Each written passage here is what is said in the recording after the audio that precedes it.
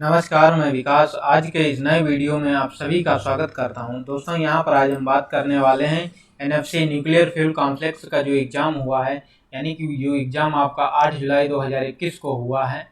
तो यहां पर उससे संबंधित मैंने उसके ऑफिशियली क्वेश्चन है, उनको मैंने 48 क्वेश्चन यहाँ पर कलेक्ट किए हैं। तो यहाँ पर मेमोरी बेस्ड एग्ज़ाम पेपर ये है। तो ये ऑफिशियली क्वेश्चन है, इनको मैं पूरा आपको विस्तार पूर्वक बताने वाला हूँ। तो यहाँ पर देखिए, जो एनएफसी के एग्ज़ाम क्वेश्चन आए हैं तो उसका पैटर्न आपको पहले से पता था। यहाँ पर मैथ के जो आपके क्वेश्चन हैं वो 20 आए हुए थे, और आपके जो साइंस के थे वो भी 20 थे, और आपके जीके या जनरल अवेयरनेस के 10 क्वेश्चन थे। तो चलिए इन सभी क्वेश्चनों के विषय में बात करेंगे। ये जो पेपर है आप देख रहे हैं, ये पूरा ऑफिशियली पेपर है, क्योंकि वहाँ पर एनएफसी का पेपर दिया नहीं गया है। मैंने काफ़ी दोस्तों से इस पेपर को कलेक्ट किया है, तो यहाँ पर मैंने इसके 48 जो है क्वेश्चन को कलेक्ट कर लिया है। तो चलिए यहाँ पर आप देख लीजिए। यहाँ पर जो क्वेश्चन नंबर फर्स्ट है, आप देखिए इसमें क्या बोला गया है। इसमें बोला गया है कि जीएसटी का पूर्ण रूप है। जीएसटी का पूर्ण रूप है, तो यहाँ पर आपको पता होना चाहिए जीएसटी का गुड्स एंड सर्विस टैक्स होता है। तो अगला क्वेश्चन यहाँ पर है, हेपेटाइटिस रोग किससे संबंधित होता है। तो ये रोग है जो कि वायरस से संबंधित होता है, इसका विषाणु, यानी कि जो ऑप्शन था वही वाला सही है। अगला क्वेश्चन यहाँ पर है, सूखी बर्फ क्या है। जो सूखी बर्फ होती है वो CO2 यानी कि कार्बन डाइऑक्साइड होती है। यहाँ पर काफ़ी ऑप्शन थे, तो सभी ऑप्शन यहाँ पर उपलब्ध नहीं हो पाए हैं। तो जो ऑप्शन उपलब्ध हुए, यानी कि जो राइट आंसर है वो यहाँ पर मैंने उपलब्ध कर लिए हैं। तो यहाँ पर देखिए अगला क्वेश्चन है 4 नंबर में देखिए क्या बोला गया है। वार्क का पुराना नाम क्या था। जो वार्क था, भाभा एटॉमिक रिसर्च सेंटर, उसका पहले नाम क्या था। तो उसका सबसे पहले नाम था आपका एटॉमिक एनर्जी स्टैब्लिशमेंट ट्राम्बे। तो ऑप्शन नंबर जो इस वाला होगा वही इसका करेक्ट आंसर हो जाएगा। अगला क्वेश्चन है, राजीव गांधी खेल रत्न पुरस्कार 2019 किसे दिया गया। तो वहाँ पर ऑप्शन था बजरंग पुनिया, और काफ़ी ऑप्शन थे, उसमें जो बजरंग पुनिया आपका आंसर था वही ऑप्शन सही था। तो यहाँ पर अगला क्वेश्चन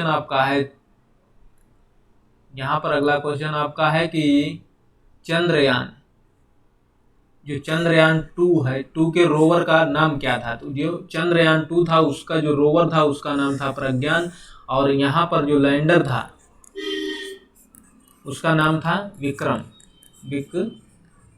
लैंडर का नाम विक्रम और जो रोवर था उसका नाम प्रज्ञान था। तो ये प्रज्ञान ऑप्शन आपका सही आंसर था।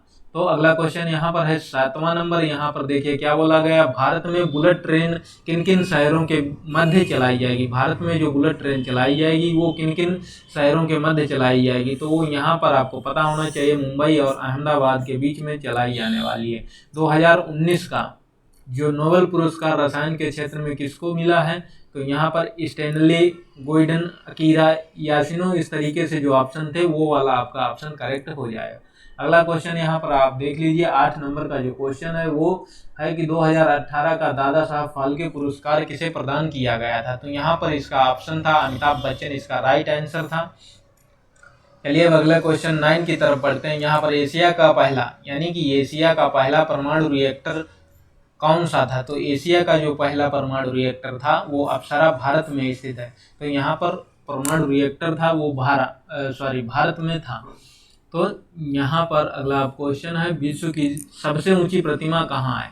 यानी कि जो विश्व की सबसे ऊंची प्रतिमा है वो कहाँ है, वो भारत में है। भारत के कहाँ पर है, गुजरात में है, जिसका नाम स्टैचू ऑफ यूनिटी, यानी कि सरदार वल्लभ भाई पटेल की जो प्रतिमा है वही विश्व की सबसे ऊंची प्रतिमा वर्तमान समय में है। तो चलिए अगला क्वेश्चन है 11 नंबर। एक वस्तु पर 10 न्यूटन का बल लगाया जाता है। जो एक वस्तु है, मान लीजिए कोई वस्तु है, इस टाइप से कोई वस्तु है, इस पर 10 न्यूटन का बल लगाया जाता है, यानी कि फोर्स लगाया जाता है, और यह 2 मीटर विस्थापित हो जाती है, यानी कि इसके अंदर विस्थापन 2 मीटर का विस्थापन हो जाता है। इसको यस से या डी से नोट करते हैं। तो आप से यहाँ पे पूछा क्या गया है, तो कितना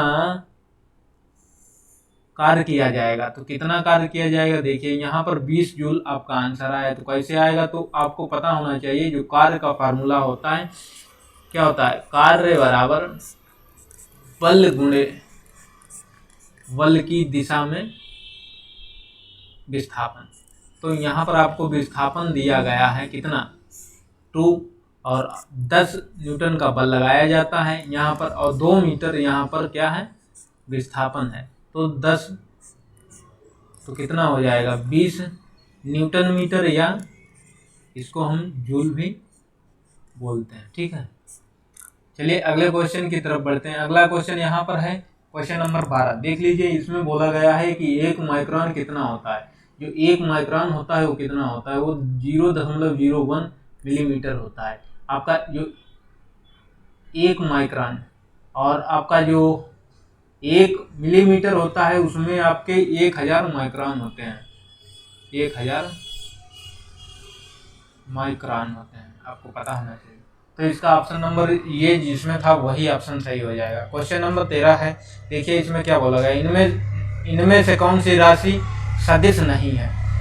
यहाँ पर ये राशि दी गई है वेग, बल, आघूर्ण, विस्थापन, ये राशि दी गई। इनमें से कौन सी राशि जो है कि सदिश नहीं है। तो यहाँ पर आपका वेग सदिश है, बल आघूर्ण सदिश है, विस्थापन भी सदिश है। जो एक ही दिशा में डायरेक्शन जिसमें दी हो वो सभी सदिश राशियाँ होती हैं। यहाँ पर आपकी गति है किसी भी दिशा में हो सकती है, इसलिए आपका यहाँ पर ऑप्शन नंबर गति वाला करेक्ट हो जाना चाहिए। आपका ऑप्शन नंबर गति सही होगा। गति या चाल भी लिखा हो सकता है, तो यहाँ पर इसको हम लिख देते हैं गति या चाल होगी। अगला क्वेश्चन है यहाँ पे, पेट में कौन सा अम्ल बनता है। पेट में कौन सा अम्ल बनता है। तो यहाँ पर आपका ऑप्शन था HCl, हाइड्रोक्लोरिक अम्ल जो था वही आपका राइट आंसर था। अगला है मौलिक राशि है। 15 नंबर का क्वेश्चन देखिए क्या है यहाँ पर, मौलिक राशि आपकी समय जो थी वो हो जाएगी। अगला है क्षारक विलयन। लिटमस पेपर को क्या करते हैं, जो क्षारीय विलयन होते हैं वो लिटमस पेपर को लाल लिटमस पेपर होता है उसको नीला कर देते हैं, और जो आपके अम्ल होते हैं वो नीले को लाल कर देते हैं। ठीक है, प्रकाश वर्ष मात्रक है। जो प्रकाश वर्ष था वो मात्रक किसका है, यानी कि आपका जो प्रकाश वर्ष है वो मात्रक किसका है, ये दूरी का है। तो वहाँ पर डायरेक्ट दूरी ऑप्शन नहीं लिखा था, तो वहाँ पे आपका तारकी दूरी मापने का, तो यहाँ पर तारकी दूरी मापने के लिए प्रकाश वर्ष का मात्रक ये तारकी दूरी का है। तो अगला क्वेश्चन है, क्लोरीन का परमाणु भार 35 है, यानी कि क्लोरीन का जो परमाणु भार है वो 35 है। इसमें क्या क्या है, तो इसमें आपके 17 प्रोटॉन और 18 न्यूट्रॉन वाला ऑप्शन जो था वही ऑप्शन आपका करेक्ट आंसर था। अगला क्वेश्चन यहाँ पर देखिए क्या है, ग्रीन हाउस गैस कौन सी है। ग्रीन हाउस गैस आपसे क्वेश्चन एक पूछा गया था, तो CO2 यानी कि कार्बन डाइऑक्साइड जो ऑप्शन था वही आपका करेक्ट आंसर था। प्रोटीन होते हैं, प्रोटीन क्या होते हैं, तो यहाँ पर प्रोटीन जो होते हैं वो आपके अमीनो अम्ल होते हैं। हार्श गैस आई थी, हार्श गैस या हंसी गैस, इसको लाफिंग गैस भी बोलते हैं। तो यहाँ पर इसका जो फार्मूला होता है वो N2O होता है, इसको बोलते हैं नाइट्रस ऑक्साइड। तो आपका नाइट्रस ऑक्साइड वाला आंसर यहाँ पर सही हो जाएगा। चलिए अगला क्वेश्चन देख लेते हैं। यहाँ पे सदिश राशि कौन सी नहीं है। जो वहाँ पर काफ़ी राशियाँ दी गई थी उनमें से सदिश कौन नहीं है, तो वहाँ पे गति जो थी वो सदिश नहीं थी। अगला है यहाँ पर क्वेश्चन नंबर 23। देख लीजिए यहाँ पर मैंने 48 क्वेश्चन को यहाँ पर कलेक्ट किया है। यदि आपने 8 जुलाई 2021 को एग्जाम दिया था तो आपको पता होगा कि ये क्वेश्चन एग्जाम में आए थे कि नहीं आए थे। तो आप यहाँ पर 23 नंबर का क्वेश्चन देखिए, बोला गया है 1 किलोवाट घंटा का मान होता है। तो 1 किलोवाट का घंटा का जो मान होता है वो 3.6 × 10⁶ जूल होता है। तो ऑप्शन नंबर ये वाला आपका वहाँ पर जो था वही सही था। यहाँ पर अगला क्वेश्चन देखिए क्या बोला गया, वोल्ट तथा धारा और आर यानी कि प्रतिरोध में संबंध है, आपको वहाँ पूछा गया था। तो ऑप्शन नंबर आपका ये V = IR जो ऑप्शन था वही सही होगा। वहाँ पे ऑप्शन दिया था I = R × B, ऐसे ऑप्शन दिए थे, I = R² × E, काफ़ी ऑप्शन दिए थे। तो उसमें जो आपका ऑप्शन था V = R वो आपका करेक्ट आंसर हो जाएगा।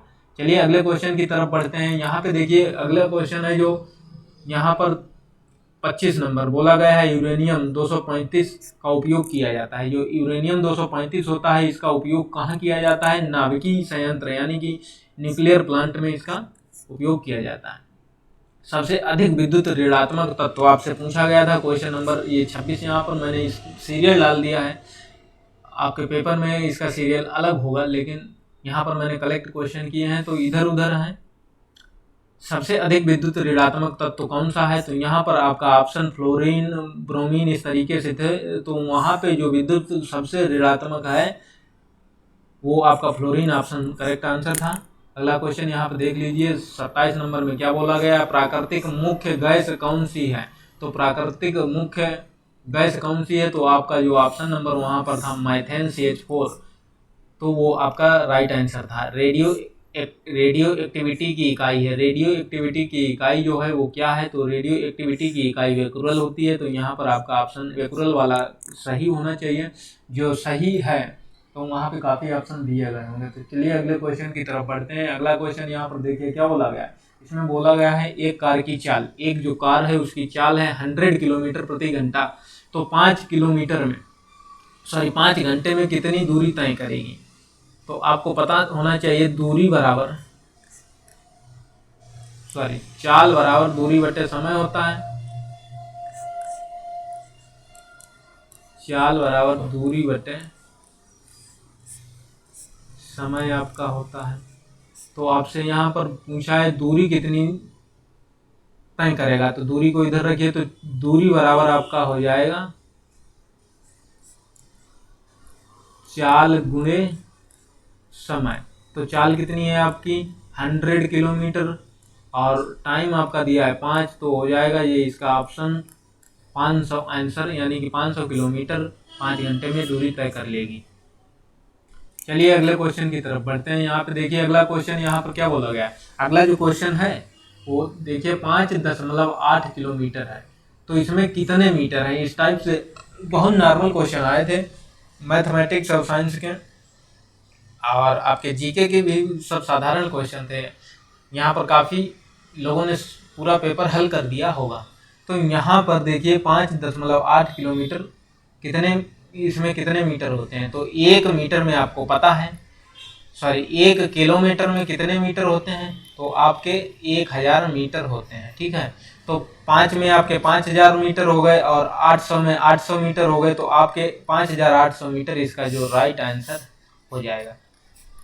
अगला क्वेश्चन यहाँ पर है समकोण त्रिभुज में कितने समकोण होते हैं। कोई भी समकोण त्रिभुज है, ऐसे मान लीजिए ये समकोण त्रिभुज है, इसमें कितने समकोण है, तो यहाँ पर एक ही समकोण है, तो इसका जो ऑप्शन होगा 1 वाला राइट हो जाएगा।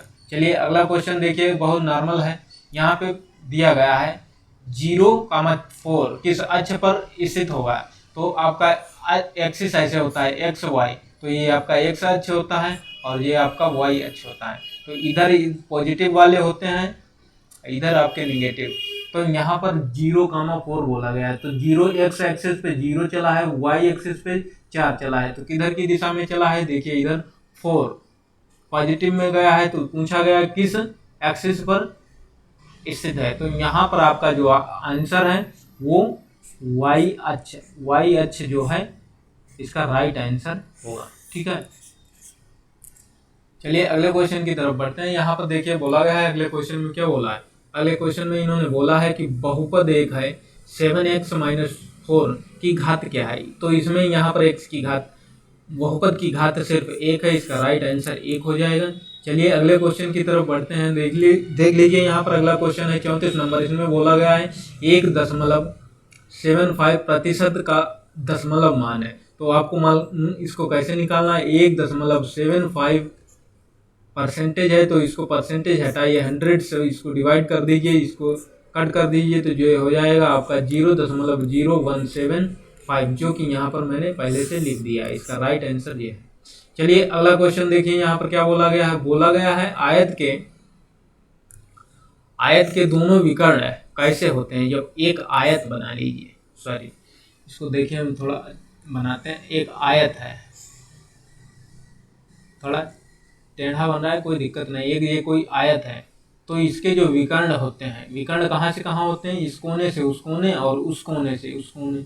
तो आप देख लीजिए इसमें बोला गया है, तो इसके विकर्ण कैसे होते हैं। देखिए ये जो विकर्ण है और वही विकर्ण ये है, तो ये विकर्ण आपस में क्या है, बराबर है। तो इसमें जो बराबर का ऑप्शन था वही वाला आपका ऑप्शन सही होगा। यहाँ पर देखिए क्वेश्चन में बोला गया है एक घन की भुजा, एक कोई घन है उसकी भुजा 5 सेंटीमीटर है, तो उसका आयतन क्या होगा, तो उसका आयतन 125 घन सेंटीमीटर हो जाएगा। कैसे हो जाएगा, घन का जो आयतन होता है वो होता है भुजा की घात आपकी 3, यानी कि घन का आयतन v बराबर भुजा घात 3। तो भुजा आपकी 5 है, 5 का क्यूब करोगे तो ये आपका हो जाएगा कितना, 125। ठीक है, इसका जो 125 घन सेंटीमीटर या सेंटीमीटर घात 3 इसका जो राइट आंसर हो जाएगा। अगला क्वेश्चन देख लीजिए, यहाँ पर 37 नंबर में क्या बोला गया है, एक कक्षा में 50 विद्यार्थी हैं, एक कोई कक्षा है उसमें 50 विद्यार्थी हैं, उसमें से 40% लड़कियां हैं, तो लड़कियों की संख्या क्या है। यहाँ पे टोटल 50 विद्यार्थी हैं, इसमें से 40% लड़कियां हैं, तो लड़कियों की संख्या क्या है, तो 40% हमने लड़कियां यहाँ देख, तो यहाँ से कट कर दीजिए, 5 चक्कू 20, इसका जो राइट आपका आंसर है वो 20 इसका आंसर हो जाएगा। अब अगला यहाँ पर क्वेश्चन है, देखिए 38 नंबर, यदि एक विद्यार्थी ने 60 में से 36 अंक प्राप्त किए हैं, कोई एक विद्यार्थी है उसने 60 में से क्या किए हैं, 36 अंक प्राप्त कर लिए हैं, तो उसके कितने प्रतिशत बने हैं। तो यहाँ पर देख लीजिए 36 अंक प्राप्त किए हैं कितने में से, 60 में से, और आपसे इसका परसेंटेज पूछा गया है। तो यहाँ से इससे कट कर दीजिए 6 और 6 10 की गुणा कर दीजिए, कितना हो गया 60%। तो इसके 60% अंक हो गए। तो यहाँ पर ऑप्शन नंबर जो भी आपका हो 60% वाला वही इसका राइट आंसर हो जाएगा। ठीक है, अगला क्वेश्चन देख लीजिए, इसमें सार्थक अंक पूछे गए हैं, तो इसमें सार्थक अंक 03 यानी कि 3 वाला इसमें सही हो जाएगा। अगला क्वेश्चन यहाँ पर देखिए क्या बोला गया है, अगला क्वेश्चन यहाँ पर बोला गया है 2 का 20% कितना होगा। ये 2 है, 2 का 20% कितना होगा, तो 2 का 20% ऐसे निकाल लीजिए, 2/100 कर दीजिए, सॉरी 2 × 20/100, तो इसको कट कर दीजिए, ये क्या हो गया 2 दूनी 4/10, तो इसको 4 से कट कर दीजिए तो हो जाएगा 0.4, इसका जो 0.4 वाला आंसर राइट आंसर हो जाएगा। अगले क्वेश्चन की तरफ बढ़ते हैं, यहाँ पे देखिए अगला क्वेश्चन क्या बोला गया है, 41 नंबर है। यहाँ पर देखिए एक व्यक्ति के पास 24 सेब हैं, कोई एक व्यक्ति है उसके पास 24 सेब हैं, यदि उसने उसमें से 1/4 भाग खा लिया है तो उसके पास कितने सेब बचे होंगे। उसके पास कितने 24 सेब हैं, उसने 1/4 भाग खा लिए तो उसके पास कितने बचे, इसको डिवाइड कर दीजिए 4 से इसको डिवाइड कर दीजिए 6, और उसके पास टोटल कितने हैं 24 सेब हैं, उसमें से उसने 6 सेब को खा लिया तो कितने उसके पास सेब बचे, तो उसके पास सेब 18 बचे। तो इसका जो राइट आंसर हो जाएगा वो 18 हो जाएगा, तो उसका वो राइट आंसर हो जाएगा 18 हो जाएगा। यहाँ पे चलिए अगले क्वेश्चन की तरफ बढ़ते हैं। यहाँ पे देखिए अगला क्वेश्चन है जो 42 नंबर, 42 नंबर के क्वेश्चन में क्या बोला गया है, एक जो पूर्ण कोण होता है कितना होता है। तो यहाँ पर आपका जो पूर्ण कोण होता है वो कितना होता है, वो आप कमेंट करके बताइएगा दोस्त कितना होता है। चलो मैं आपको बता रहा हूँ, यहाँ पर एक पूर्ण कोण, तो कोण इस तरीके से बनते हैं, तो यहाँ पे पूर्ण कोण पूछा गया है, तो पूर्ण कोण जो एक है ये पूरा चक्कर यही संपूर्ण कोण है, तो यहाँ पर पूर्ण कोण पूछा गया है, तो पूर्ण कोण आपका कितना हो गया 360 डिग्री। तो इसमें 360 डिग्री वाला जो ऑप्शन था वही आपका यहाँ से राइट आंसर निकल करके आएगा। तो यहाँ पर इसका जो क्वेश्चन का राइट आंसर निकल करके आएगा वो 360 डिग्री आएगा। ठीक है, अगला क्वेश्चन यहाँ पर देखिए इस तरीके से था, क्या ब्रैकेट -1 और ब्रैकेट बंद इसकी घात -1 थी, तो इसकी वैल्यू क्या है, तो इसका मान क्या था। तो देख लीजिए ये इन्वर्स में लिखा है, तो आपका हो जाएगा 1/-1, तो इस और इसको हल करेंगे तो जो यहाँ से है तो ये हो जाएगा -1/1, तो इसका -1 जो आंसर होगा वो राइट आंसर निकल करके आ जाएगा। ठीक है, अगला क्वेश्चन देखिए यहाँ पर क्या बोला गया है, अगला क्वेश्चन देखिए यहाँ पर है y बराबर 6x - 8 की प्रवणता है। तो यहाँ पर आपने एक फार्मूला हाई स्कूल में पढ़ा होगा, y बराबर mx + c, तो हम y बराबर mx + c से इसकी तुलना कर देंगे, तो प्रवणता आपकी जो ढाल होती है वो m से डिनोट यहाँ पर की गई है, तो m बराबर 6, तो यहाँ पर जो इसकी प्रवणता होगी वो 6 होगी, तो यहाँ पर जो इस क्वेश्चन में ऑप्शन नंबर 6 होगा, तो वही आपका यहाँ से करेक्ट आंसर है। तो अगला क्वेश्चन देखिए क्या बोला गया है, अगला क्वेश्चन यहाँ पर है 45 नंबर, मैंने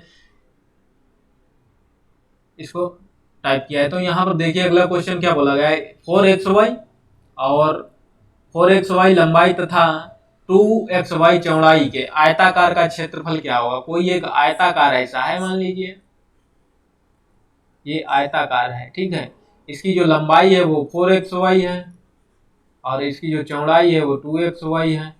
तो पूछा है इसका जो एरिया है, ये क्षेत्रफल क्या होगा। तो आपको पता होना चाहिए क्षेत्रफल का फार्मूला होता है क्या, क्षेत्रफल का फार्मूला होता है लंबाई गुणे चौड़ाई L × V।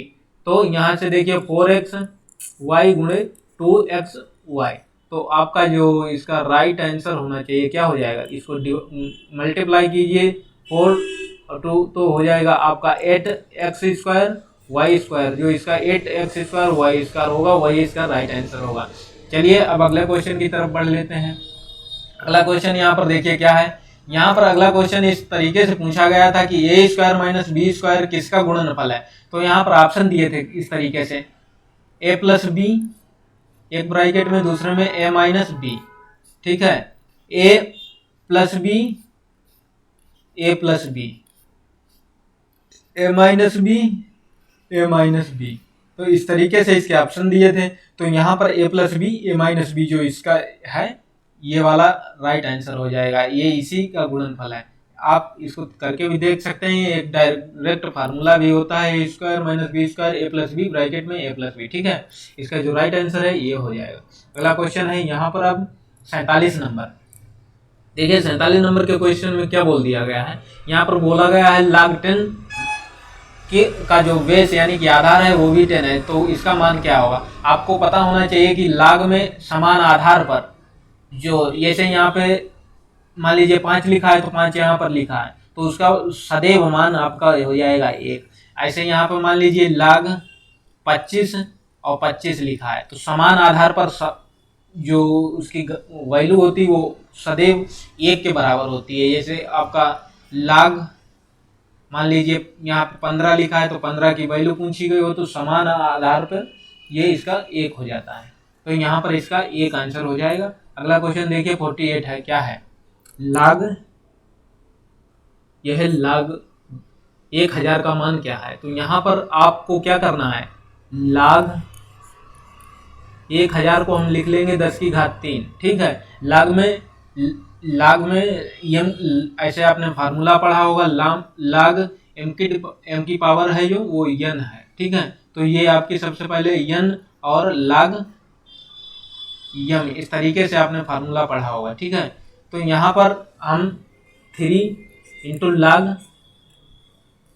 10 बेस इसका 10 है और ये इस तरीके से आपका ये हो जाएगा। तो यहाँ पर आप देखिए इसकी जो वैल्यू है log 10 की जो यहाँ पर है इसकी वैल्यू है 1, तो यहाँ से 3 × 1 हो जाएगा, तो इसका वैल्यू कितना आ जाएगा 3, इसका राइट आंसर हो जाएगा, ठीक है दोस्तों यदि वीडियो से आपको इन्फॉर्मेशन मिली है तो प्लीज वीडियो को लाइक करिएगा।